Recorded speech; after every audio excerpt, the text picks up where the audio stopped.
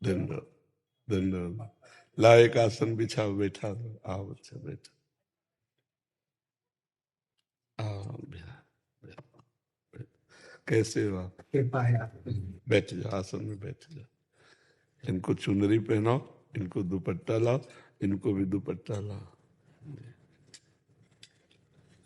पूज्य गुरुदेव भगवान, अभी भगवान श्रीमन नारायण की प्राण प्रतिष्ठा हो रही है 7 से 10 फरवरी। अच्छा, गौरी गोपाल में। श्री चरणों में।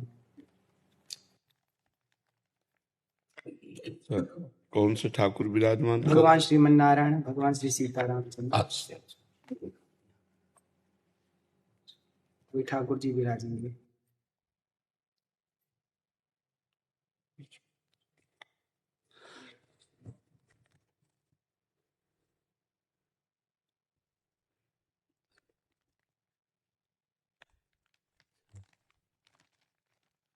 ये हमारे लिए है? जी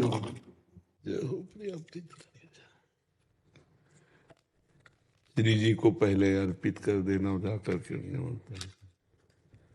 तो बस इतना अपने जीवन में ध्यान रखना कि कभी अर्थ की लोलुपता ना आने पाए, धर्म की प्रधानता रहे और वाणी शास्त्र संयम से रहे और अर्थ चरणों में रहे। मस्तक पर कभी अर्थ न चढ़ने पावे। अर्थ नहीं, मस्तक तो सिर्फ भगवान के लिए है। अर्थ चरणों में, मस्तक पर भगवान और वाणी में शास्त्र सम्मानित शब्द, तो सदैव विजयी रहोगे। जहां कहीं हमारे अंदर अर्थ की प्रधानता आ जाएगी, दिमाग अर्थमय हो जाएगा, वहां हम हार जाएंगे। संसार में अर्थ ही सब कुछ नहीं होता, एक प्रतिष्ठा भी होती है। तो आप अपने पीछे भी जैसे आए थे तो आपको यही कहा था कि बहुत सावधान, क्योंकि अगर 100 लोग आपको प्रणाम करने वाले हैं तो 5 आपको गिराने वाले भी हैं। उन 5 के सामर्थ्य आप तक ना पहुंच पाए, इसलिए अर्थ प्रधानता मत रखना, सदैव धर्म का आश्रय रखना और वाणी से शास्त्र सम्मत, जो शास्त्र सम्मत नहीं थे, जैसे हमसे कोई पूछा तो हम कहते थे हमको ज्ञान नहीं, हमने संतों से सुना है, जो शास्त्र से पढ़ा है वो हम आपको बता देते, जो नहीं पढ़ा हमें नहीं ज्ञान। बस भगवत प्राप्ति की चर्चा कीजिए। जैसे कोई प्रश्न करता है तो ऐसे जरूरी नहीं कि हर प्रश्न का उत्तर हम दे दें। निमि जी महाराज नवयोगीश्वरों से प्रश्न करते हैं कर्म के विषय में और कहते हैं यही प्रश्न हमने सनकादि से किया था, उन्होंने उत्तर क्यों नहीं दिया था? तब निमि जी को नवयोगीश्वरों में योगीश्वर बोलते हैं उस समय आपकी बाल्यावस्था थी, आप अनाधिकारी थे, इसलिए सनकादि ने आपको उत्तर नहीं दिया। तो जरूरी नहीं कि अनाधिकारी को उत्तर दिया जाए। अगर अनाधिकारी अनाधिकारी है तो मौन, हम असमर्थ हैं आपके प्रश्न के उत्तर। दूसरा प्रश्न कीजिए। कहीं भी निमंत्रण हो, कहीं भी आपको बुलावा हो, पहले देखो कि मुझे यहां जाने से धर्म प्रतिष्ठा इस पे आंच तो नहीं आएगी। अगर आंच आ रही तो बिल्कुल ना। अगर हमारे धर्म की प्रतिष्ठा हो रही है और हमारे समाज इस बात को प्रशंसा करेगी तो हम जाएंगे, अन्यथा नहीं जाएंगे। ये जीवन में आप कोई सहयोगी नहीं है आपका, भगवान के सिवा कोई सहयोगी नहीं है। जिसको तुम सहयोगी मानोगे वही तुम्हारी जड़ काटने की चेष्टा करेगा। तुमको अपने पैरों के बल खड़ा होना है, भगवान के बल से। हमारी बात एक सूत्र समझ लो, प्रश्न का उत्तर वही दो अधिकार के अनुसार, जानकारी के अनुसार। वो अधिकारी होना चाहिए, आपको जानकारी होनी चाहिए। आप वहीं जाइए जहां आपकी प्रतिष्ठा, आपके धर्म की प्रतिष्ठा में आंच ना आवे। अर्थ उतना भावना कीजिए जितने से सेवा सामग्री सब सुरक्षित चलती रहे, वो भगवान देते रहते हैं। उसके लिए ऐसे करने की जरूरत नहीं। अगर हमारी सात्विक प्रवृत्ति से यश प्रवृत्ति बढ़ रही तो कोई हानि की बात नहीं, लेकिन यदि वो थोड़ा भी गिर करके बढ़ रहा है यश, तो वो यश सम्माननीय नहीं होता। साधु सभा में यश वही सम्माननीय होता है जो धर्म के अनुसार और गौरव के अनुसार बढ़ता है। तो आप गौरववान बनिए और धर्मनिष्ठ बनिए, जो आपके जीवन को आगे और प्रकाशित करे। कोई सहयोगी नहीं, पहला शब्द याद कर लो। जिसे तुम सहयोगी समझ रहे हो वही तुम्हें नीचा दिखाने की कोशिश करेगा। आपको अगर उन्नतिशील बहुत समय तक टिके रहना है धर्म क्षेत्र में, तो आपको अपने पैरों के बल खड़े होना पड़ेगा। इसके लिए आपको परिपक्व रहना होगा, स्वयं परिपक्व रहना होगा। यश बढ़ने में वर्षों लगते हैं, धूमिल होने में 2 मिनट लगते हैं। 2 मिनट में सब चौपट हो जाता है। इसलिए जो भगवान ने आपको दिया है यश जो भगवान ने आपको पवित्रता दी उसका निर्वाह आप कीजिए, संयम से स्वयं रहिए। कहीं भी कभी भी जो भगवान ने अर्धांग में विराजमान कर दिया इसके सिवा कभी दृष्टि नहीं डालनी, नजर नीची करके बात करो, उत्तर दिया, खत्म खेल। कभी किसी से किसी तरह का लगाव ना होने पाए तो कभी जीवन में तुम्हें कोई गिरा नहीं सकता। यही होते हैं कंचन कामिनी, गिराने वाले। कीर्ति तो हरि के द्वारा दी हुई होती है, वो अपने प्रयास से नहीं आती, हरि के प्रयास से आती है। न कामिनी में कभी आकर्षण हो, न कंचन में कभी आकर्षण हो। कंचन तो अपने आप बरसेगा जब हम धर्म में चल रहे हैं। जैसे समुद्र में बिना बुलाए नदियां अपने आप जा रही, ऐसे धर्मात्मा पुरुष के पास समस्त वैभव अपने आप आ जाता है। खूब आनंदित रहो, प्रसन्न रहो और हमारे सनातन धर्म को आगे बढ़ाओ। जब कभी कोई सत्संग करो उसमें नाम की प्रधानता जरूर करो, क्योंकि कलयुग में केवल नाम के द्वारा कल्याण हो सकता है। शास्त्रीय सिद्धांत भी है, कृत्युगे ध्यायते विष्णु त्रेतायाम जयते मखई द्वापरे परिचर्यायाम कलो तद्धर कीर्तनात्।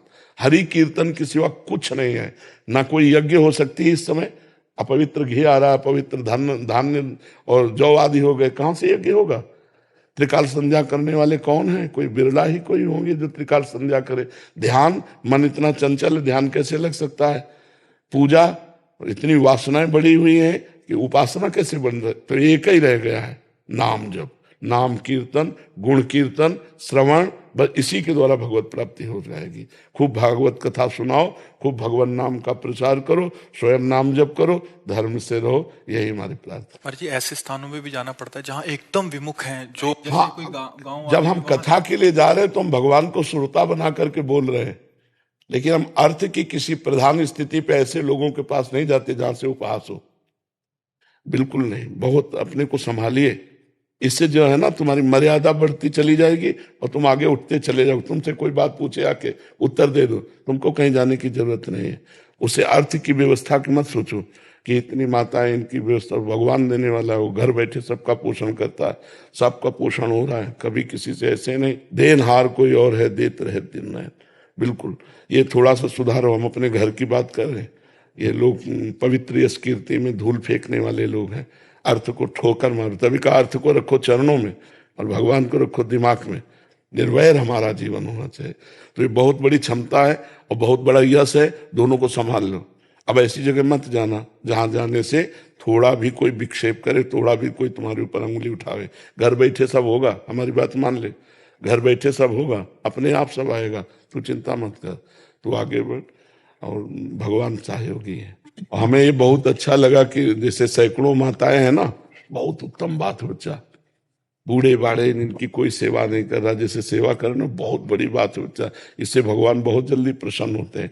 एक तो वयोवृद्ध और एक जिनकी कोई सेवा नहीं कर रहा, उनकी सेवा जो करने का तुम्हें सौभाग्य मिला, बहुत बात है। और भगवान ऐसी जगह अर्थ अपने आप भेजते हैं। तुम चिंता मत करना कि सैकड़ों माताएं, इनका भरण पोषण के लिए हम कहीं जान, ज्यादा परेशान मत हो, अपने आप सारी व्यवस्था होती है। जो धर्म से चलता है, परोपकार करता है, जो भगवान का यश गाता है, अपने आप व्यवस्था होती है। तुम उसकी चिंता मत करना, तुम अपनी निष्ठा पे रहो। और स्वयं संध्या करते हो, गायत्री जप करते हो? हाँ, स्वयं करना, कम से कम 2 बार की संध्या तो करना ही। और कुछ मंत्र गायत्री के जरूर जपना, क्योंकि उसके द्वारा बुद्धि प्रकाशित होती है। शास्त्र सम्मत ज्ञान जो होता है ना, वही लोगों को आकर्षित करता है। तो गायत्री माता भगवान श्री कृष्ण का ही स्वरूप है। तो श्रीमद् भागवत श्री कृष्ण का वांग्मय स्वरूप है। तो गायत्री की कृपा से भागवत में प्रवीणता आएगी। तो दोनों काल सूर्य को अर्घदान करना और गायत्री जप करना और मुद्राओं के द्वारा संध्या को पुष्ट करना। सुमुखम संपुटम च विततम विस्ततम आता है, सुमुखम संपुटम च विततम, ये तो प्रारंभ में सिखाया जाता है। तो गायत्री मुद्रा के साथ गायत्री का जप निश्चित, इससे आप सुरक्षित बने रहेंगे। गायत्री देवी बुद्धि को प्रकाश करने वाली है। ठीक है बच्चा? कल रात्रि को गुरु जी सुबह स्वप्न में भगवान श्रीमन नारायण का ठाकुर जी विराजित थे मंदिर में, और स्वप्न में भगवान जी के पास जाना हुआ। भगवान जी मंदिर से बाहर आए और गोद में आकर के बैठ गए। ये स्वप्न जब से मैंने देखा तो बस दिन रात वही चलता। हाँ, बहुत कृपा है। ऐसा लगता भगवान जी ने कहा कि हमें खीर और कढ़ी खिलाओ। जी। तो ठाकुर जी अभी भगवान जी विराजेंगे ना, जी। तो मैंने बोला कि सबसे पहले ठाकुर जी को वही भोग लगाएंगे। नहीं, पवित्र हृदय में भगवान का प्रकाश होता रहता है। आप बहुत पवित्र हृदय वाले हो, बहुत सावधानी से बस चलते रहो, क्योंकि ये बात हमारी पकड़ लेना, कोई तुम्हारा साथी नहीं है, भगवान के सिवा कोई साथी नहीं है। अपने आप को सुरक्षित रखने के लिए बस सावधानी रखो, निष्कलंक जीवन व्यतीत होना चाहिए। ठीक है, धन्यवाद।